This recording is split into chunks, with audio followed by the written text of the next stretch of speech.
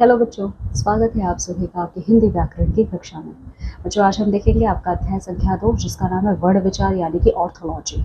ठीक है, तो क्या है वर्ण विचार? ठीक है, यहाँ पे आप भाषा की सबसे छोटी इकाई के विषय में बात करेंगे, क्योंकि यही वर्ण मिलके क्या करते हैं, एक शब्द का निर्माण करते हैं और आगे चल के यही शब्द वाक्यों का निर्माण करते हैं। ठीक है, तो इन्हीं के विषय में हम पढ़ेंगे। तो आइए देख लेते हैं वर्ण। तो बच्चों, नीचे दिए गए शब्दों को ध्यानपूर्वक पढ़िए। तो बच्चों, यहाँ पर कुछ शब्द आपको दिए गए हैं, आपको इनको बहुत ध्यानपूर्वक पढ़ना है। जैसे कि ये किताब है, ये बस्ता है, ये विद्यालय है।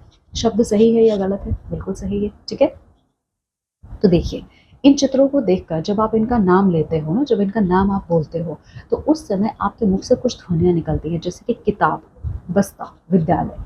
अभी मैंने बोला तो मेरे मुख से कुछ ध्वनियां निकल रही हैं, जैसे कि आप देख सकते हो किताब। किताब, ये जो एक शब्द है, इसमें आपकी 6 ध्वनियां निकल रही हैं। कितनी? 6 ध्वनियां। तो आप देख सकते हो क, ई, त, आ, व, अ। तो ये हुई ना 6 ध्वनियां। तो बिल्कुल उसी प्रकार से जो बस्ता, जो दूसरा शब्द है, इसमें आपकी 5 ध्वनियां निकल रही हैं। तो ये देखो ब, अ, स, त, आ। ठीक है, और अंत में विद्यालय का आप देख सकते हो, यहाँ पे 9 ध्वनियां आपको निकलती हुई दिखाई दे रही है। ये रहे सब वर्ण। ठीक है, तो जब इन ध्वनियों को आपने सुन लिया, ध्वनियों को कितनी ध्वनियां निकल रही हैं और कैसी हैं, तो जब इन्हीं ध्वनियों को आप लिख देते हो, ठीक है, यानी इन्हीं ध्वनियों को जब आप लिखते हो तो वही वर्ण कहलाते हैं। ठीक है, जिनको भाषा की सबसे छोटी इकाई मानी जाती है। क्यों सबसे छोटी इकाई मानी जाती है? क्योंकि इनको आप आगे और तोड़ नहीं सकते, इनका आप आगे और डिविजन नहीं कर सकते हैं। ठीक है, तो इसकी क्या है परिभाषा? देखिए, भाषा की वो सबसे छोटी इकाई अथवा ध्वनि जिसके खंड नहीं किए जा सकते, वर्ण कहलाते हैं। ठीक है, तो वर्ण भाषा की हमारी सबसे छोटी इकाई होती है, जिसका आप आगे और क्या कर सकते हो, आगे और उसको आप बांट नहीं सकते। ठीक है, अब यही वर्ण मिलके बनाते हैं वर्णमाला। ठीक है, तो इन वर्णों को जब आप ना बिल्कुल व्यवस्थित तौर पे लगा देते हो, बिल्कुल व्यवस्थित क्रम में लगा देते हो, तो यही आपकी वर्णमाला कहलाती हैं। तो अगर आप देखेंगे तो हमारी हिंदी भाषा की जो वर्णमाला है, उसके वर्ण इस प्रकार से है। तो स्वर की अगर हम बात करेंगे तो बच्चों, हमारे हिंदी व्याकरण में ना तो स्वर आपके 11 होते हैं। तो ये रहे। ठीक है, अ, आ, ई देख सकते हैं। फिर अनुस्वार की अगर आप बात करेंगे तो ये अ है, तो यहाँ पे सुंदर ये शब्द से बनता है अनुनासिक। अच्छा, अनुनासिक में क्या होता है? यहाँ पे एक चंद्र बिंदु आपका लगता है। ठीक है, यानी कि जितने शब्दों पर चंद्र बिंदु लगा हुआ देखोगे ना, वो सारे के सारे अनुनासिक हैं। फिर अंत में आता है आपका विसर्ग। तो विसर्ग में ये ह, ये जो है ना, ये 2 बिंदु जो लगे, ये ह की ध्वनि निकालते हैं। ठीक है, जैसे कि अतः। ठीक है, अब देखिए विशेष, प्रत्येक भाषा की अपनी एक वर्णमाला होती है। अच्छा, ये जो वर्णमाला आप देख रहे हो, ये हिंदी भाषा की है। ठीक है, विश्व में जितनी भी भाषाएं हैं, उन सब की अपनी स्वयं की एक वर्णमाला होती है, जो जिनमें उनके अल्फाबेट्स होते हैं। ठीक है, अब देखिए यहाँ पे आगत ध्वनियों की अगर आप बात करेंगे तो आगत ध्वनियाँ क्या है? आगत, आगत का मतलब क्या होता है? आगत का मतलब होता है आना। ठीक है, आगत का मतलब होता है आना। तो यहाँ पे वो ध्वनियाँ होती हैं जिनको हमने क्या किया है, दूसरे भाषाओं से लिया है। जैसे कि अगर आप देखेंगे, ये डॉक्टर है, नुक्ता, इसमें कौन कौन सी चीज़ें आती हैं? इसमें चंद्र, ये आप देख सकते हो, ये एक सिर्फ यहाँ पे चंद्र बिंदु नहीं आता, सिर्फ चंद्र आता है। ठीक है, ये डॉक्टर के ऊपर ये लगता है। इसके अलावा नुक्ता, एक नुक्ता नीचे लग जाएगा, जैसे जिंदगी, बेवकूफ़। ठीक है, अच्छा, नुक्ता का जो इस्तेमाल होता है वो सिर्फ और सिर्फ आप 2 वर्णों में करोगे, ज और फ में। ठीक है, ज और फ। ठीक है, इन्हीं वर्णों में आप इनका इस्तेमाल करोगे। तो ये ज और फ जो है, ज और फ ये आपका हिंदी का है, ज और फ आपका उर्दू का है। ठीक है, अब यहाँ पे व्यंजन की अगर आप बात करेंगे तो आप यहाँ पे देख सकते हैं, ये रहे सारे आपके व्यंजन। इसमें आपके स्पर्श व्यंजन आते हैं। तो स्पर्श व्यंजन का मतलब क्या है? स्पर्श का मतलब क्या होता है? छूना। यानी कि इनमें से कुछ व्यंजन ऐसे होते हैं कि जब आप इनको बोलते हो तो वो आपके मुख के किसी न किसी हिस्से को स्पर्श जरूर करते हैं। ठीक है, अंतःस्थ व्यंजन। ठीक है, तो ये आपके 4 होते हैं संख्या में। ऊष्म व्यंजन, ऊष्म व्यंजन का मतलब क्या? ऊष्म का मतलब होता है हीट, यानी कि ये घर्षण पैदा करते हैं। ठीक है, ये भी 4 है। और अंत में आपका आता है संयुक्त व्यंजन। संयुक्त व्यंजन का मतलब क्या है? ये जो स्पर्श व्यंजन, अंतःस्थ व्यंजन और ऊष्म व्यंजन, ये अकेले होते हैं। ठीक है, लेकिन संयुक्त व्यंजन का मतलब होता है ये 2 वर्णों से मिलकर बने होते हैं। ये भी संख्या में आपके 4 ही हैं। ठीक है, अब विशेष की अगर आप बात करेंगे तो यहाँ पे आप देख सकते हैं, ये उच्छिष्ट वर्ण, उच्छिष्ट व्यंजन दिया हुआ है यहाँ पे। ठीक है, यहाँ पे एक ध्यान देने योग्य बातें हैं। नुक्ता का प्रयोग केवल अरबी फारसी शब्दों माफ़ करना, अरबी फ़ारसी भाषा के शब्दों में किया जाता है। तो मैं आपको ये बता चुकी थी कि नुक्ता का इस्तेमाल हम लोग सिर्फ़ और सिर्फ़ अरबी और फ़ारसी शब्दों में करते हैं। अब स्वर की बात करते हैं, तो स्वर और व्यंजन यही दोनों मिलकर वर्णमाला हमारी बनाते हैं। तो देखिए, जिन वर्णों का उच्चारण अन्य ध्वनियों की सहायता के बिना किया जाए, यानी कि स्वर वो वर्ण होते हैं जिनको अपने उच्चारण के लिए किसी और की आवश्यकता नहीं होती, वो इंडिपेंडेंट है, बिल्कुल फ्री है, आप इनको ऐसे ही बोल सकते हो, ठीक है? तो वो स्वर कहलाते हैं। इनका जब आप उच्चारण करते हो ना, तो इनका उच्चारण करते समय हवा बिना किसी रुकावट के हमारे माउथ से बाहर निकल जाती है। और ये संख्या में कितने हैं आप देख चुके हैं ऊपर, तो ये होता है आपका 11। ओके। इसके अलावा जब आप इनका उच्चारण करते हो तो ये आगे चलकर ना 3 भागों में बढ़ जाते हैं, ठीक है? स्वर, ये जो 11 स्वर हैं, ये भी आपके 3 भागों में बचते हैं, मतलब बढ़ते हैं। पहला है आपका ह्रस्व स्वर, तो आप देखोगे इन इन इन स्वरों का उच्चारण करने में ना सबसे कम समय लगता है, यानी कि जिन शब्दों का बहुत जल्दी जिनका उच्चारण कर लेते हो सबसे कम समय में, वही आपके ह्रस्व स्वर कहलाते हैं, जैसे कि आपका अ, ई, उ, री, ठीक है? दीर्घ स्वर, तो नाम से ही पता चल रहा है ये लंबा होगा थोड़ा सा, ठीक है? तो ये वो स्वर होते हैं जिनका उच्चारण करने में ह्रस्व स्वरों की तुलना में दुगना समय आपको लगता है, ठीक है? तो ये रहे, ये 7 होते हैं आपके, तो ये रहे 7। फिर आता है प्लुत स्वर। प्लुत स्वर कौन से होते हैं? ये प्लुत स्वर, इनका उच्चारण करने में ना आपको सबसे ज़्यादा समय लगता है, यानी कि 3 गुना ज़्यादा आपको समय लगेगा ह्रस्व स्वरों के उच्चारण की तुलना में, ठीक है? और ये आपके, अगर आप देखेंगे तो एक चिन्ह के तौर पे इस्तेमाल किए जाते हैं, जैसे कि राम, ठीक है? आप वहाँ पर खींच के बोलते हो यहाँ पे राम, ठीक है? अब स्वरों की मात्राएं, तो देखिए स्वरों का आप स्वतंत्र रूप से प्रयोग कर सकते हो, ये आप जानते हो, अभी आप पढ़ चुके हो, इनको किसी की आवश्यकता नहीं होती है। लेकिन जब इनका इस्तेमाल आप व्यंजन के साथ करते हो, ठीक है? स्वर तो ऐसे तो फ्री है, लेकिन जब आप इनका इस्तेमाल व्यंजन के साथ करते हो तब इनका रूप बदल जाता है, ठीक है? क्या होता है? इनका रूप बदल जाता है, ठीक है? और जब इनका रूप बदलता है वो मात्रा कहलाता है, यानी कि जब आप स्वरों का इस्तेमाल व्यंजन के साथ करते हो तो स्वर अपना रूप बदल लेते हैं और यही बदला हुआ रूप मात्रा कहलाता है। तो आप यहाँ पे देख सकते हो, नीचे उदाहरण दिया है, व्यंजनों के साथ स्वरों की मात्राएं कैसे लगेंगी, ठीक है? क्या होगा इसमें देखिए, तो ये देख सकते हो आप, स्वर अ, ठीक है? ये अस्वर है, तो इसमें अच्छा इसकी कोई मात्रा नहीं होती है, ठीक है? ये जैसे हैं ये वैसे ही रहेंगे। आ में अगर आप देखेंगे तो ये देख सकते हैं खड़ी पाई आ जाती है। फिर आप छोटी के देखेंगे तो ये छोटी की मात्रा है, ये बड़ी की मात्रा है, ये छोटा ऊ बड़ा ऊ है, ठीक है? इस प्रकार से ये बाकी सब है आपके, ठीक है? इनका इस्तेमाल कहाँ करेंगे आप? आपने तो देख लिया 11, इनका इस्तेमाल आप कहाँ करेंगे? अब जैसे अब और पल है, इसमें अ लगा हुआ है, तो यहाँ पे कोई मात्रा नहीं है, जैसे हैं वो वैसे ही बोले जाएंगे। लेकिन जब आ लग जाता है तो ये आम हो जाएगा और काम हो जाएगा, ठीक है? इस प्रकार से बाकी सारे इन शब्दों को आप देखेंगे, ठीक है? अब ये आयोगवाह क्या है? देखिए, योग ना होने पर भी जो साथ रहे वे आयोगवाह कहलाते हैं, ठीक है? अन और अह ऐसी ध्वनियां हैं जो ना स्वर है ना व्यंजन है, तो ये संख्या में आपके 2 ही होते हैं, यानी कि ऐसी ध्वनियां जिनको ना ही आप स्वर की कैटेगरी में रखोगे ना ही व्यंजन की कैटेगरी में रखोगे, वही आपकी अयोगवाह कहलाती हैं, ठीक है? फिर बारी आती है अनुस्वार की।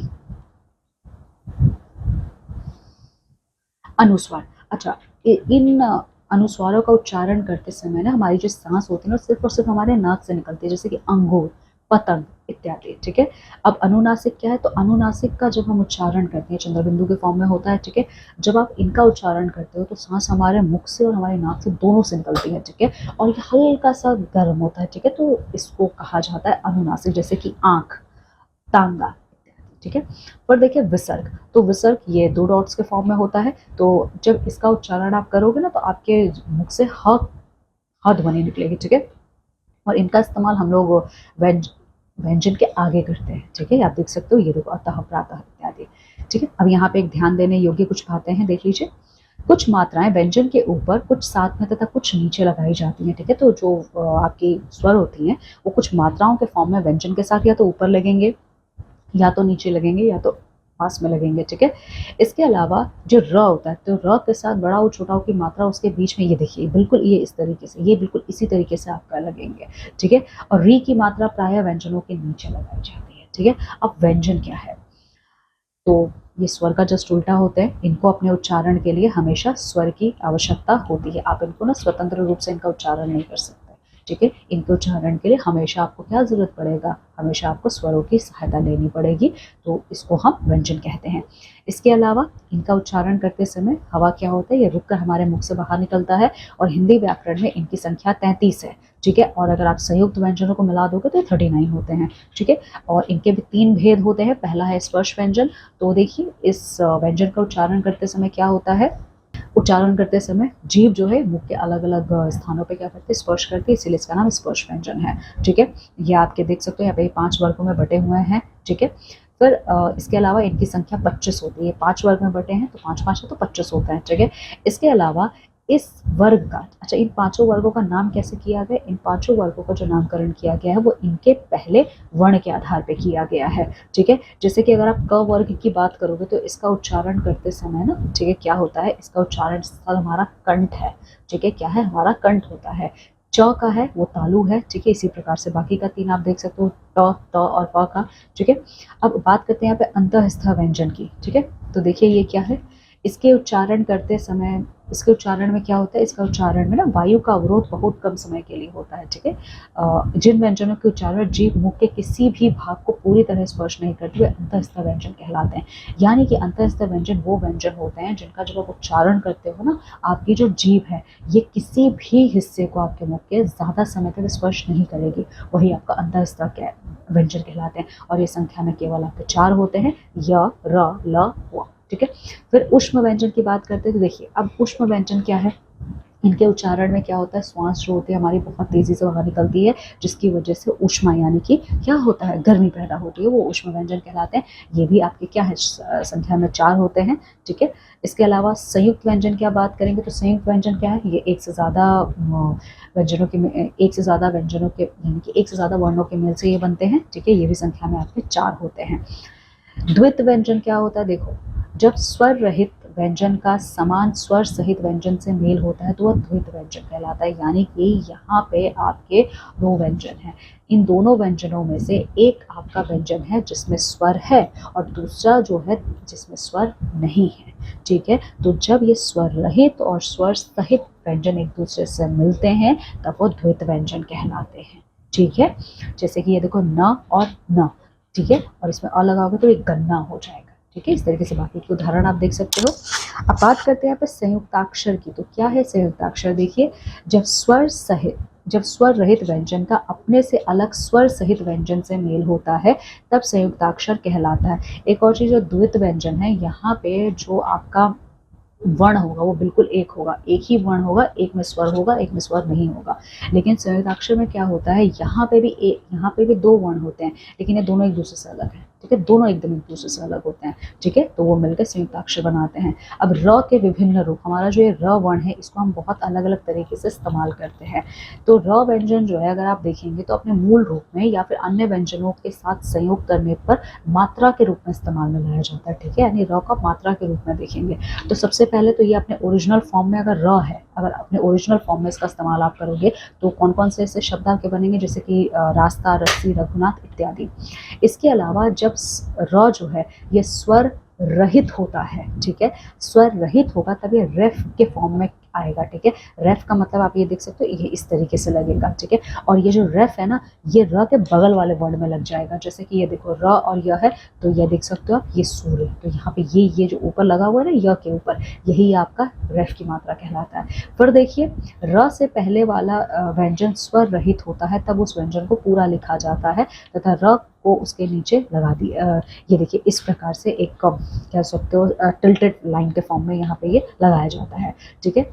तो कैसे लगाओगे, ये देखिए ये प्रभा, तो ये र जो आया है देखिए नीचे पूरा स्लैंडिंग लाइन है यहाँ पे, ठीक है। अब चौथा देखिए आप, जो व्यंजन नीचे से गोल होते हैं यानी कि ये आपको देख सकते हो ट और ठ है, ठीक है, इनके साथ र को आप इस प्रकार से लगाओगे, यानी कि नीचे कह सकते हो ये बिल्कुल एक 2 लाइंस को आप जब कनेक्ट कर दोगे, ठीक है, तो बिल्कुल देखिए इस तरीके से ये लगता है, ठीक है। और ये सिर्फ और सिर्फ उन्हीं व्यंजनों के नीचे लगेगा जो गोल होंगे, ठीक है। देखिए आप देख सकते हो ट्र बना तो ट्र से क्या हो जाएगा, वो ट्रेन, राष्ट्र, ये ड्रम, ड्रामा इत्यादि।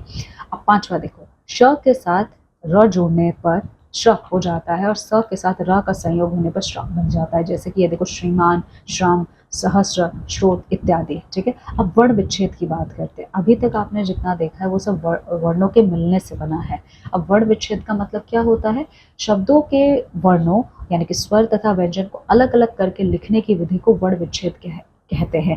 यानी कि अभी आप क्या करते हो, वर्णों को जब अलग कर देते हो, वर्णों को अलग करके जब आप लिखते हो, वही आपका वर्ण विच्छेद कहलाता है। तो ये कुछ उत्तर आप मतलब कुछ उदाहरण यहाँ दिए हैं, जैसे कि बर्तन, कृपा, पैसा, काजल, नेक मोर। ठीक है, तो इन सब का देख सकते हो, यही वर्ण विच्छेद कहलाता है। ठीक है, चलिए तो बच्चों ये था आपका संपूर्ण अध्याय। अब आइए इसमें देख लेते हैं समरी इसका। देखिए, तो भाषा की सबसे छोटी इकाई को क्या कहते हैं? वर्ण कहते हैं। इसके अलावा वर्णों को जब आप एक व्यवस्थित क्रम में रखते हो तो ये आपका वर्णमाला कहलाता है। वर्ण के दो भेद होते हैं आपके, स्वर और व्यंजन होते हैं, और आगे चल के स्वर भी 3 भागों में विभाजित होता है, ह्रस्व, दीर्घ और प्लुत होता है। ठीक है, व्यंजन के 3 मुख्य भेद हैं, स्पर्श, अंतःस्थ और ऊष्म। और वर्णों को जब आप अलग अलग करके लिखते हो तो यही विधि आपकी वर्ण विच्छेद कहलाती है। ठीक है, तो जो ये था हमारा अध्याय जहाँ पे हम लोगों ने वर्णों के विषय में देखा है। ठीक है, तो इस अध्याय को अच्छे से पढ़िए, इसका संपूर्ण अभ्यास कार्य पूरा कीजिए। चलिए अब हम मिलते हैं हमारी अगली कक्षा में आपके एक नए अध्याय के साथ। तब तक आप सभी अपना बहुत ख्याल रखें। बाय बच्चों।